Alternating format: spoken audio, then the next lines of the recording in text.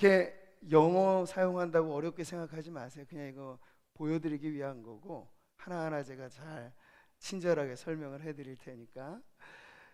학창 시절에 우리가 일찍부터 도덕 교과서 비롯해서 배우는 교과서가 있죠. 슬기로운 생활이라는 게 있어요. 그래서 우리 교회에 처음에 이제 등록하시며 적응하시는 분들도 많이 계시고, 기존의 성도님들도 교회 생활 하실 때 이 문제가 걸릴 경우가 참 많아요. 그러니까 슬기로운 교회 생활, 우리가 어떤 부분을 주목해서 보아야 할까에 있어서, 그래서 제가 처음 가지고 온 주제는 관계에 대한 부분입니다. 요즘에 그런 말 들어보셨을 거예요. 사람이 지옥이다, 타인이 지옥이다. 이 말은 원래 실존주의 문학가인 사르트르가 그의 희곡인 닫힌 방, 노 엑시트라고 하는 희곡에서 한 말에 유래하고 있죠. 거기 조그만 공간에 3명의 사람들로 구성된 이 희곡 작품의 내용이 그래요. 다른 건 아무것도 없어요. 거기 뭐 지옥을 연상할 만한 불이나 무시무시한 광경, 그런 것도 없어요. 근데 이 사람들, 3명의 사람들이 서로 모여서 이야기하고 나누고 하는 그 모임을 보면서 결론에서 하는 말이 이렇더라고요. 그러니까 이게 지옥이로구나. 지옥은 다른 게 아니라 바로 지옥같이 나를 괴롭고 힘들게 만드는 타인이 바로 지옥이야 라고 하는 이 결론의 얘기가 나오는 거죠. 어떻게 동의가 되시는지 모르겠어요. 우리는 가정을 작은 천국이라고 믿잖아요. 근데 모든 가정이 천국 같으면 얼마나 좋을까요? 근데 지옥 같은 가정도 이 사회에 얼마나 많이 있는지 몰라요. 많이도 필요 없습니다. 가족 구성원의 한 사람이 지옥의 고통을 가져다 주는 역할을 하죠. 그러면 그 가정은 삽시간 지옥이 되는 거예요. 근데 어디 이런 가정의 문제만 그럴까 싶으니까요, 그렇지가 않아요. 이런 말도 있죠. 이게 호저 딜레마라는 말이에요. 고슴도치라고도 말하죠. 이건 쇼펜하우어라고 하는 염세주의 철학자가 우화를 통해서 이야기한 것인데, 이게 인간관계의 하나의 단면을 보여준다는 거죠. 이 가시가 아주 길게 돋친 호저, 고슴도치들이 추울 때는 모여야 되거든요, 습성상. 근데 모여요. 모이는데 어떻게 되죠? 그 길고 날카로운 가시가 서로를 찌르는 거예요. 그러니까 아파요.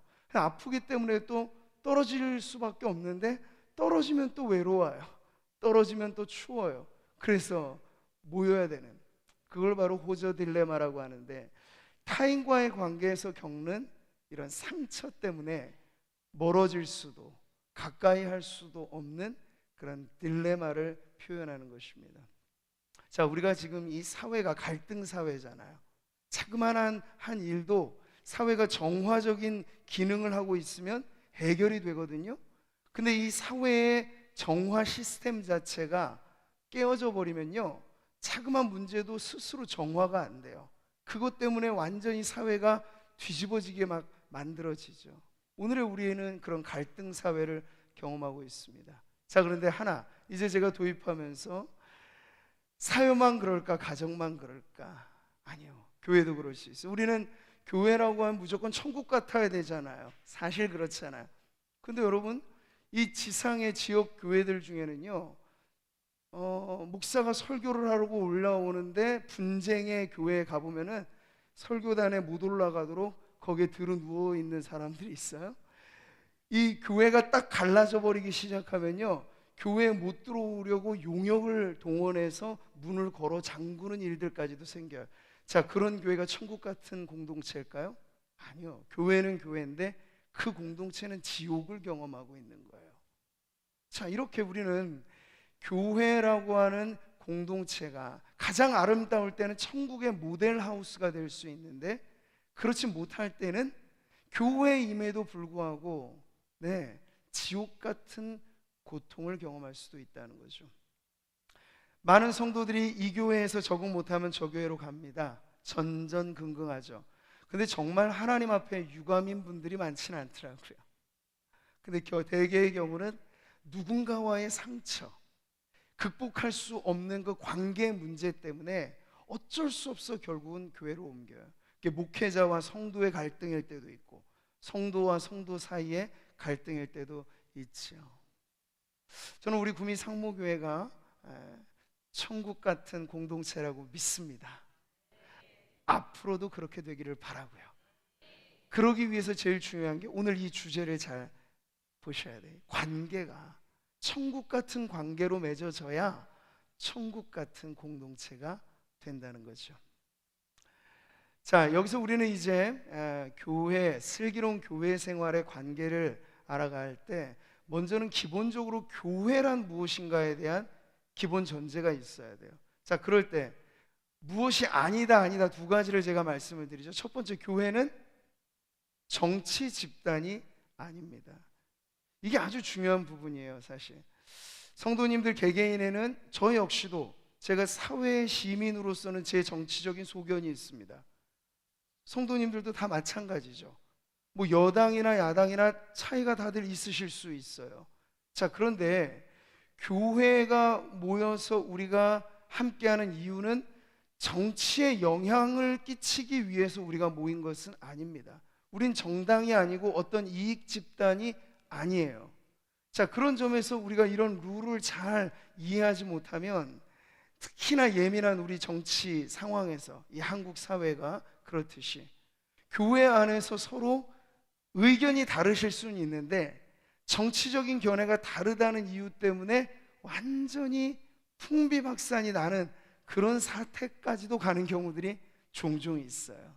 근데 이것은 왜 그런 문제가 생기냐? 교회가 정치 집단이 아니다라고 하는 기본의 전제에만 오케이 하면 되거든요. 다르실 수 있어요. 그러나 한번 생각해 보시죠. 연이 아니 정당은 다를 수 있지만 우리의 더 중요한 기준은 뭐예요? 하나님의 말씀 위에 여당이든 야당이든 제대로 정치를 하도록 우리는 시민으로서 뿐만 아니라 그리스도인으로서 감찰하고 때로는 지지하고 반대하는 의견 표현은 충분히 할 수 있어요. 그러니까 내가 지지하는 정당이 하나님의 말씀과 어긋나게 입법 활동을 한다. 근데도 내가 그 정당을 지지하기 때문에 나는 하나님의 말씀과 어긋난 입법 활동을 하는 그 정당을 여전히 지지한다. 이건 좀 우선순위가 바뀌어지는 거죠.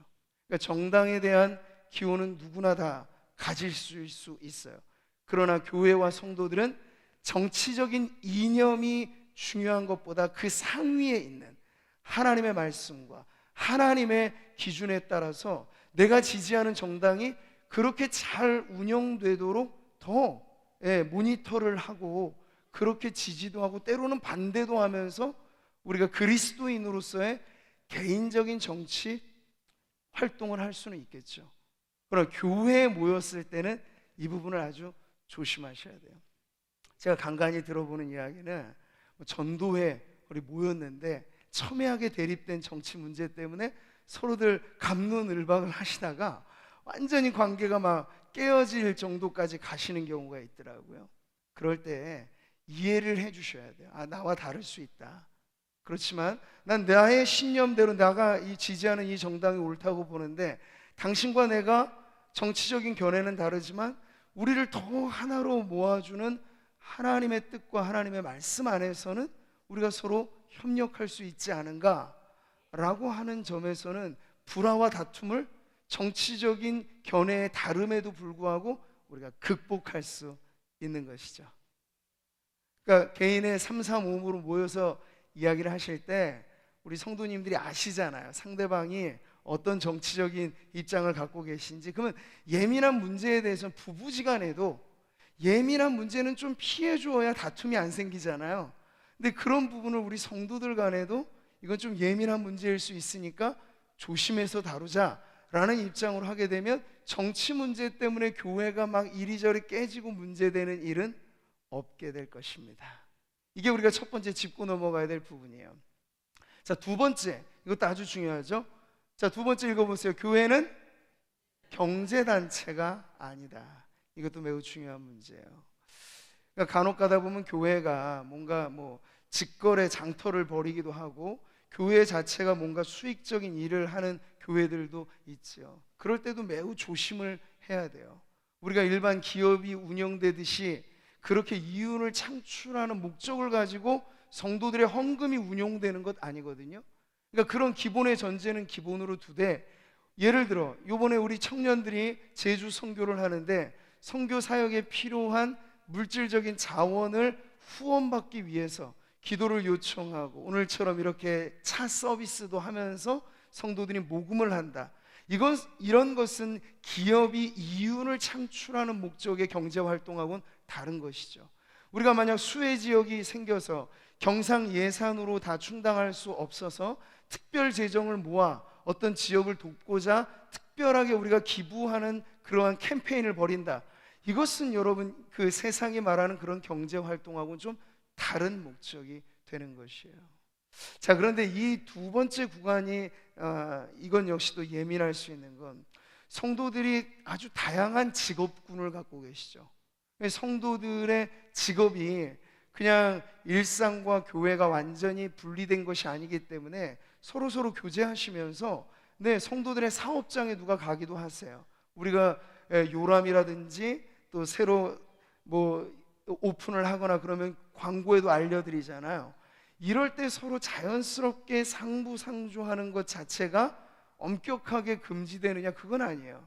그러나 목적 자체가 교회 안에서 내가 경제적으로 이득을 볼 거야, 저 사람을 내가 섭외해서 나의 경제 활동에 도움이 되도록 포섭을 할 거야, 이러면 이제 성도의 관계가 어그러지기 시작하는 거예요. 그래서 여기에 관련돼서 성도들의 직종과 왜냐하면 관계와 관계가 아주 중요한 일에 이렇게 생업이 있으신 분들이 계세요. 근데 그럴 경우에도 좀 조심스럽게, 이걸 정말 적극적으로 내가 그 사람을 이용하려고 하는 목적을 가지고 성도를 대해서는 안 된다 하는 거죠. 제가 최근에 어떤 집사님 신방을 했는데 이분이 네트워크 판매를 하시는 분이에요. 우리가 요즘에 좋은 말로 네트워크 판매라고 이름을 쓰죠. 근데 이분은 처음에 수십 년간을 해왔는데 시작할 때부터 자기 사업의 신조를 정했어요. 난 절대 교인들과 내 거래를 하지 않는다.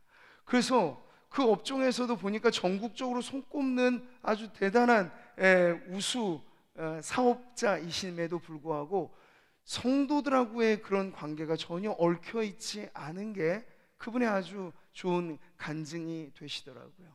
자, 이런 것처럼 우리가 무언가 성도들의 사업과 성도들의 일이 편안한 관계 안에서, 우리가 누군가 찻집을 오픈했어요. 그러면 당연히 그 찻집을 이용해 드리고 가서 뭐 식당을 이용해 드리고 하는 건 좋죠. 근데 역으로 식당을 오픈하면서 내가 우리 교회에 등록해서 내 식당 사업에 이 교회 성도들을 이용해야겠다, 이것은 이제 잘못된 접근일 수 있다는 거죠. 그러면 실망하게 돼요. 왜 우리 집에 안 오지? 우리 성도들만 하시더라도 식당 하시는 분이 한두 분이세요? 같은 업종에 종사하는 분도 많이 있죠.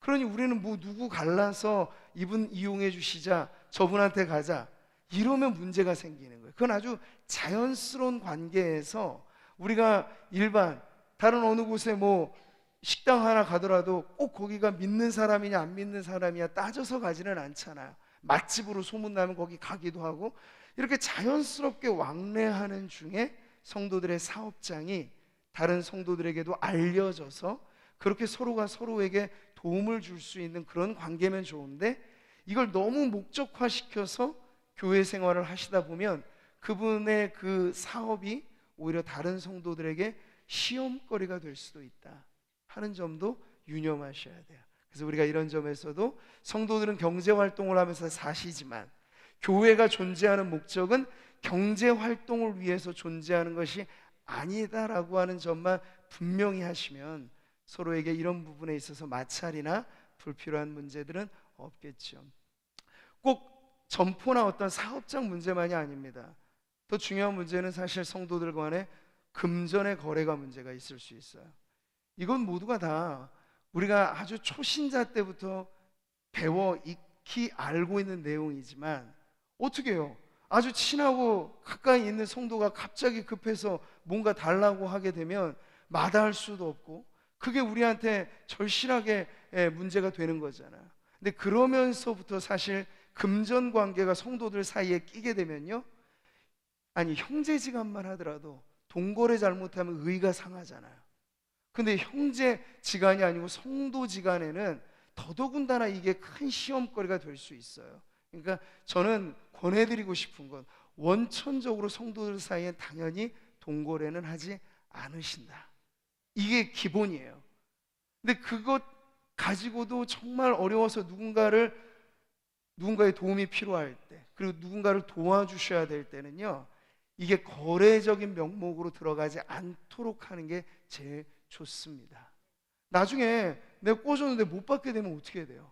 완전히 관계는 그것 때문에 깨져버리게 되는 거죠. 그래서 내가 그 성도님의 딱한 사정을 좀 도와줘야 되는데 이건 내가 드려도 나중에 문제가 안 되는 범위 내에서 드려야 되겠다라고 하는 자기의 컨트롤이 기본이 될 때, 당장에는 경제 문제가 부딪혀 와서 이거 나 어려운데 좀 도와달라고 하는데 그때 거절하면 서운할 수 있죠. 요청하고 도움을 달라는 분은.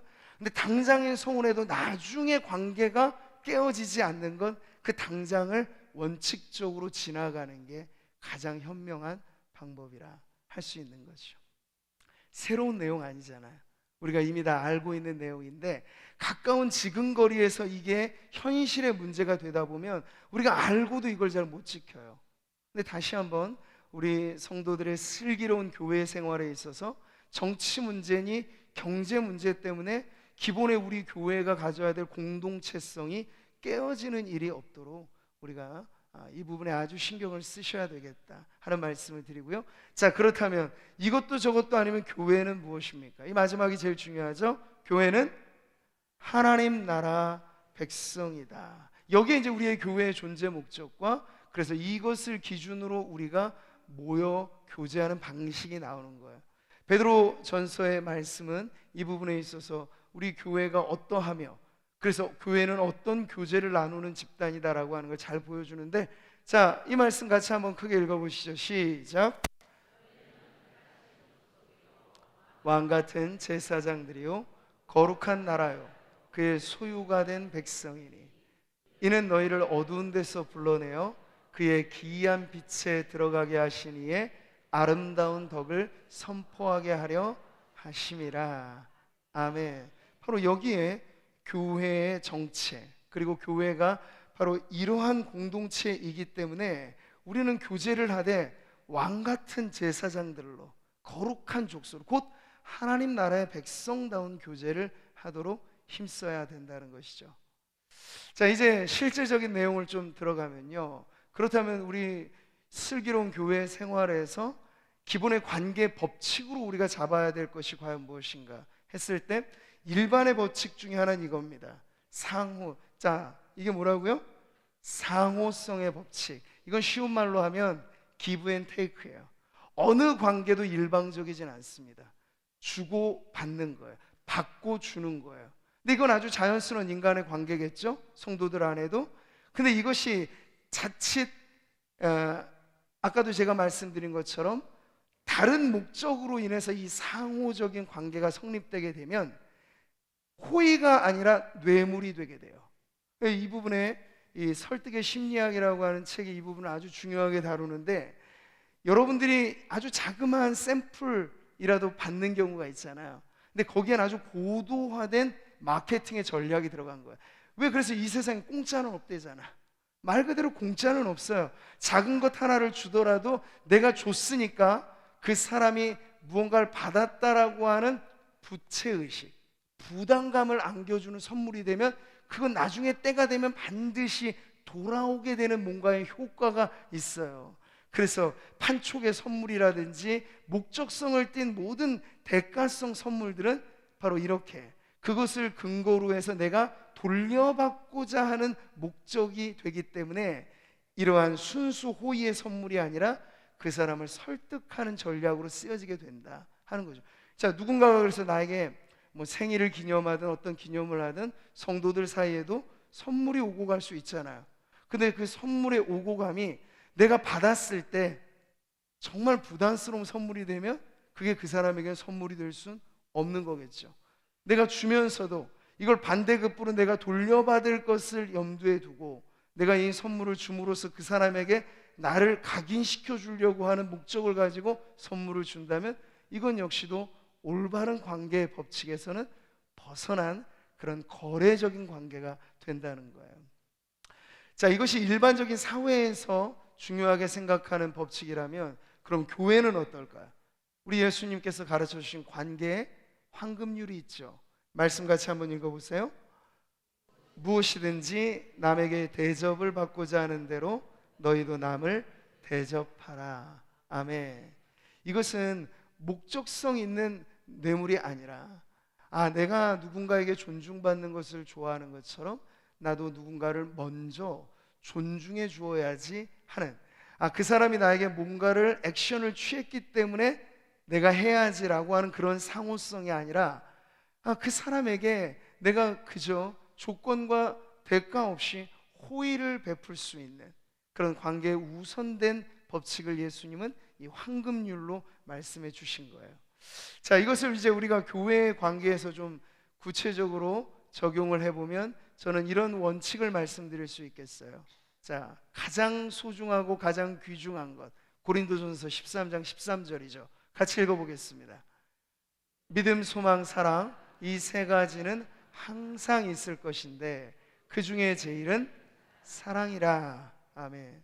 그러니까 우리는 영속적인 관계를 목표로 하잖아요.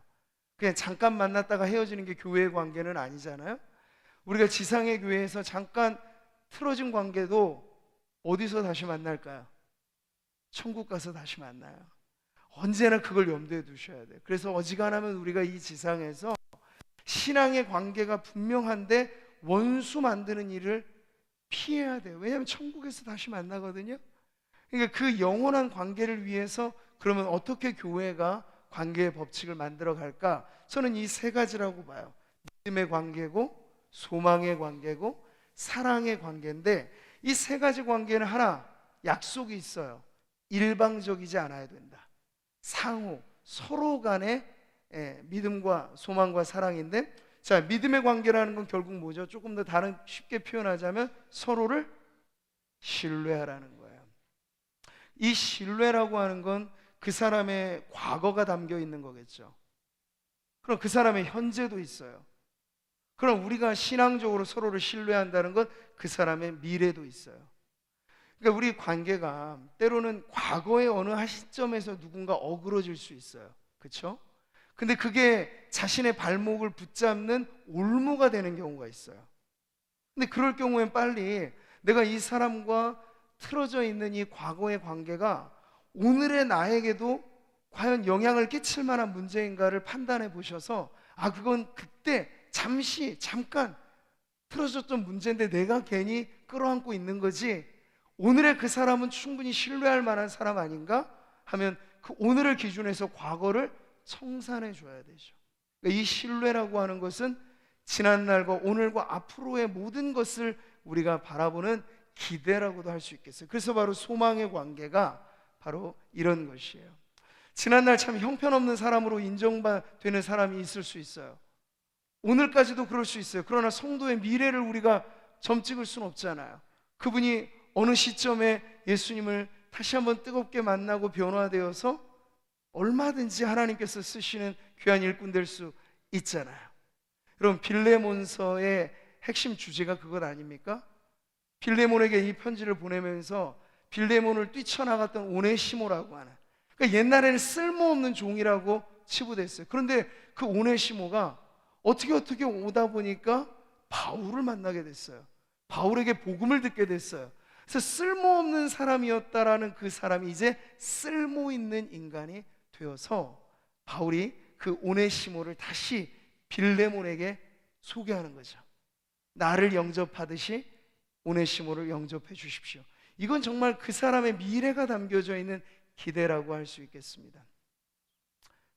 자, 우리 성도님들이 우리 교회 안에 관계를 맺으면서 과거에 무슨 일이 있으셔서 깨어져 버렸던 관계들이 있으실 거예요.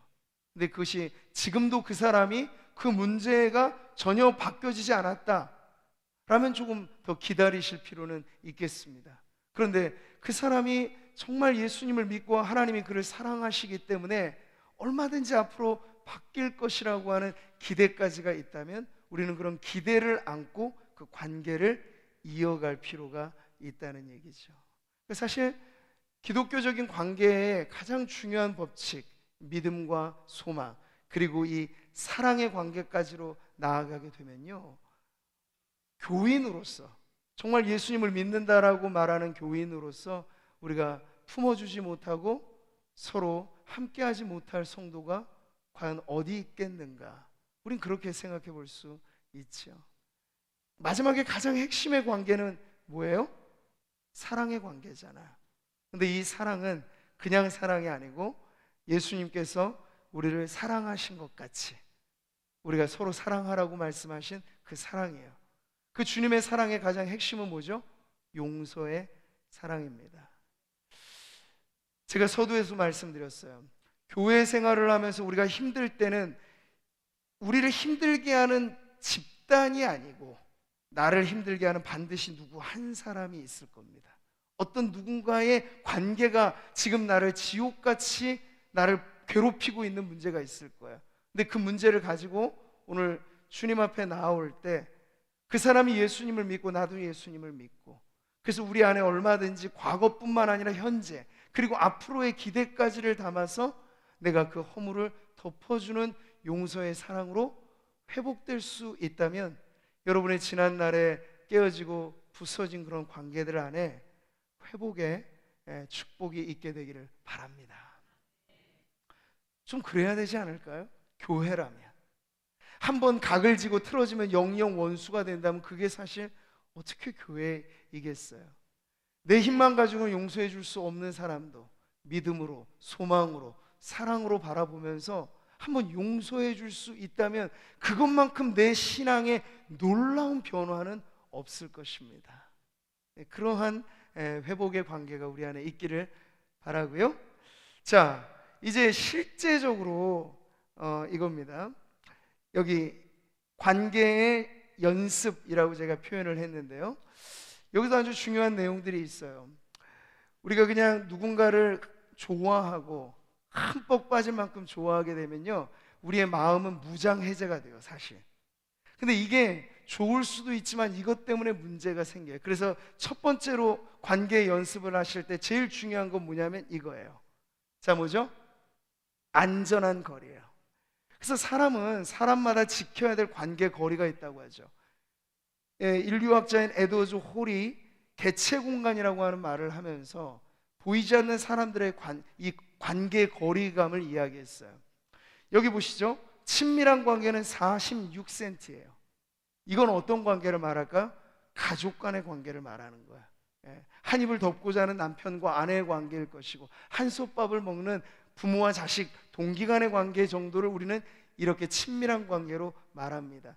이 46cm라고 하는 건 이 정도 거리잖아요. 코앞까지 와도 부담이 되지 않는 관계예요. 근데 여기서부터 이제 우리가 교회를 적용할 때 때로는 교회가 가족이라고도 얘기하잖아요. 맞기도 하고 또한 아닐 수도 있어요. 가족이라고 해서 우리가 모두를 다 46cm 범위 안에서 다 우리가 서로를 상대해야 된다라고 하면 이제 문제가 생기게 되는 거죠.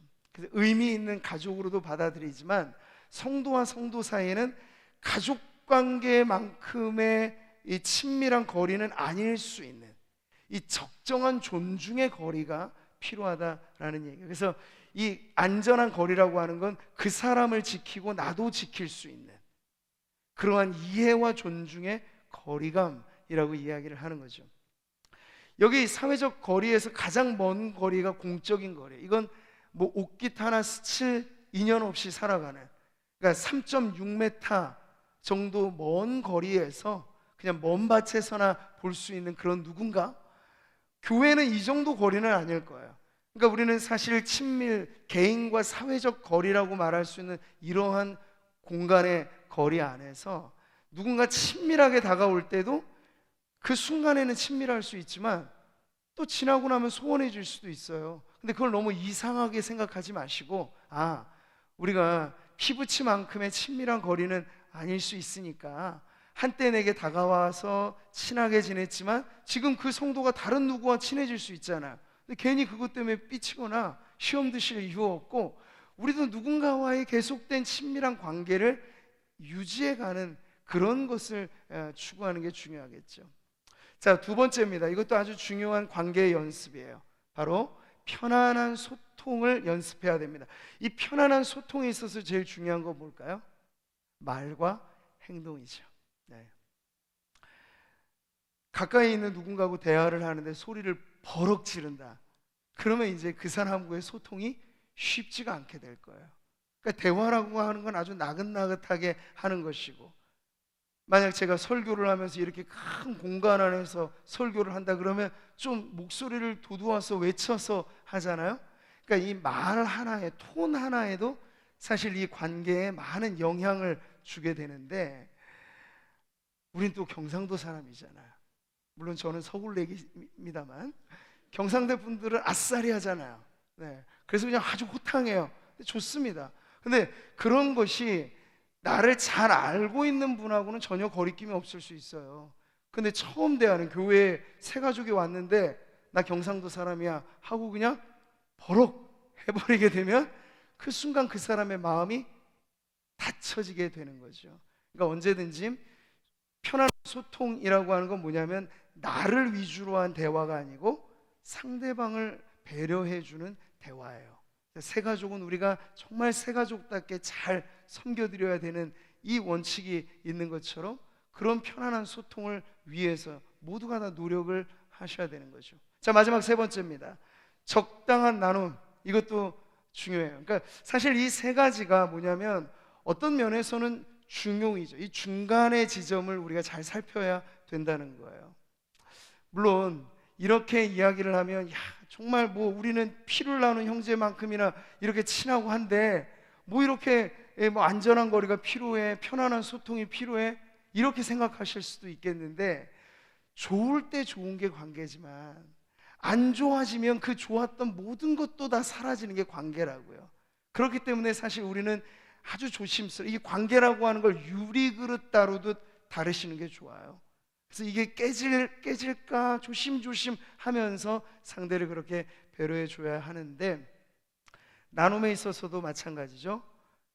교회는 일방적이지 않습니다. 그래서 교회, 이건 특별히 목회자와 성도의 관계도 되겠고, 성도들 안에 무언가 영향력 있는 유력한 성도와 다른 성도의 관계도 돼요. 그러나 어떤 관계든지 간에 지배적인 관계는 안 됩니다. 이걸 우리가 소위 그루밍이라고 말해요. 그러니까 목회자 중에도 아주 카리스마틱한 목회자들은 이런 걸 잘해요. 완전 내 사람을 만들죠. 근데 저는 제 목표는 내 성도 만드는 게 아닙니다. 주님의 양떼들을 제가 맡아서 섬기고 있다는 의식을 하는 것이기 때문에 언제든지 가장 긴밀한 관계는 예수님과 성도 사이에 맺어져야 되고, 저는 목회자로서 그 사이에 중매 역할을 하고 도움의 역할을 한다고 생각을 해요. 그렇기 때문에 목회자와 성도 사이에도 지배적이라 할 만큼의 관계가 설정되면 위험해집니다. 이게 아주 중요한 부분이에요. 근데 하물며 성도들과의 관계는 어떻겠습니까? 마찬가지. 우리가 누군가에게, 신앙의 선배에게 도움을 받을 수 있어요. 도움을 줄 수도 있어요.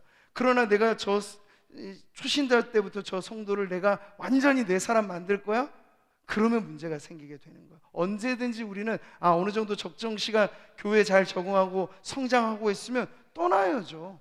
자식도 크면 부모 품을 떠나는 법인데, 그리고 우리는 끊임없이 새로운 누군가를 도와주고 섬기는 데 관심을 가져야지, 교회가 이 지배 피지배의 관계가 성립되면 애착 관계가 생기게 되면서 그 바운더리에 누구도 못 들어오게 만드는 아주 불건전한 관계가 되는 거죠. 기형적이라 할 만큼.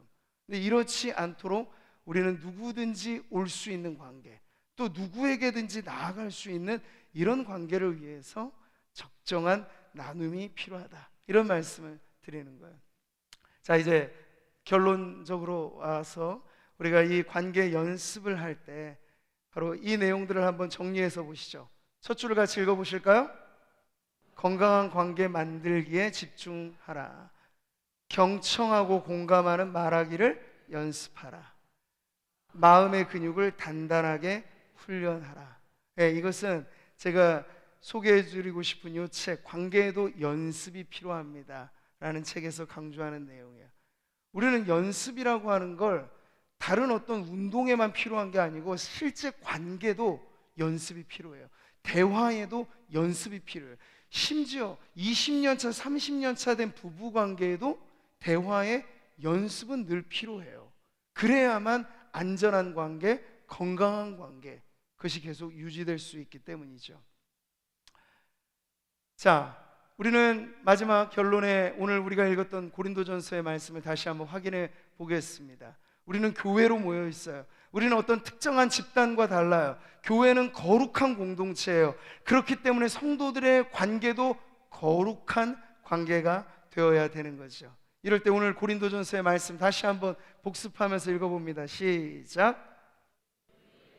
하나님의 교회 곧 그리스도 예수 안에서 거룩하여지고 성도라 부르심을 받은 자들과 또 각처에서 우리의 주 곧 그들과 우리의 주 되신 예수 그리스도의 이름을 부르는 모든 자들에게. 아멘. 바로 이 말씀입니다. 이 말씀이에요. 고린도 교회가 사실 그 당시 교회로서는 얼마나 말 많고 탈 많고 문제투성이 교회였어요. 근데 그럼에도 불구하고 하나님의 사랑받는 성도들이 거기 있었기 때문에 바울은 거룩한 교회라고 불러주는 거죠. 자, 우리도 마찬가지입니다.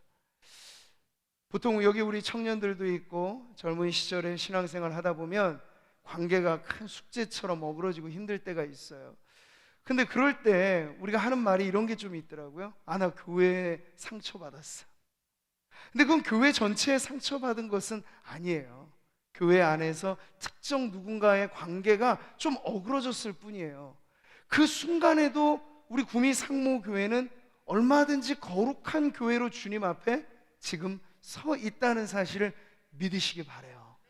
그러니까 한번 누군가의 관계 때문에 상처받고 힘들다고 제풀에 꺾여 신앙생활을 아예 포기해버리는 건 내 신앙의 손해예요. 네, 관계에서 예기치 않은 문제가 생길 수 있죠. 근데 그 관계의 상처는 하나님이 또 기막히게 또 다른 관계로 회복을 시켜주세요. 그러니 정말 이 사람 때문에 내가 지옥 같다 여겨지는 힘든 관계에 너무 붙들려 매여 있지 마시고 쭉 터놓고 우리 교회를 보게 되면 얼마나 이렇게나 좋은 성도들, 저렇게나 아름다운 성도들 많이 있습니다 하는 그러한 기준에서 교회 안에서 다시 한번 치유와 회복이 있는 관계를 맺어가시려고 추구하는 우리 성도님들 되시기를 축복합니다. 관계를 연습할 때 신앙적 관계가 되도록 그리스도 예수 안에 늘 머무세요. 그리고 합당한 관계가 되도록 우리는 사업자와 사업자 관계가 아니에요. 교회 안에서는 주인과 종의 관계도 사실 중요하지 않아요. 교회 안에서는 성도와 성도의 관계가 있을 뿐이에요. 그렇게 언제나 나를 대하고 그 사람이 나를 대할 때 성도와 성도의 관계로 합당하게 서로를 대해 주십시오. 그리고 마지막 그런 관계 하나님께서 복을 주시는데 어떤 복을 주실까요? 그 관계를 통해서 은혜가 흘러가는, 그 관계를 통해서 평강이 넘쳐나는 축복을 주실 것입니다. 자, 오늘 슬기로운 교회 생활, 오늘 우리는 이 관계에 다름 아닌 그리스도 예수 안에서 이미 거룩해진 성도들이 계속해서 거룩한 성도로서의 교제를 이어갈 때 이것이 우리의 참 슬기로운 교회 생활의 첫 단추가 될 수 있다 하는 것을 기억하시면서 앞으로도 교회 안에서 이 관계의 불이 늘 깜빡깜빡 흔들리고 그럴 때마다 다시 한번 말씀을 붙잡고 성도의 온전한 관계로 나아가시는 우리 귀한 한 분 한 분 모든 성도님들 되시기를 주님의 이름으로 축복합니다.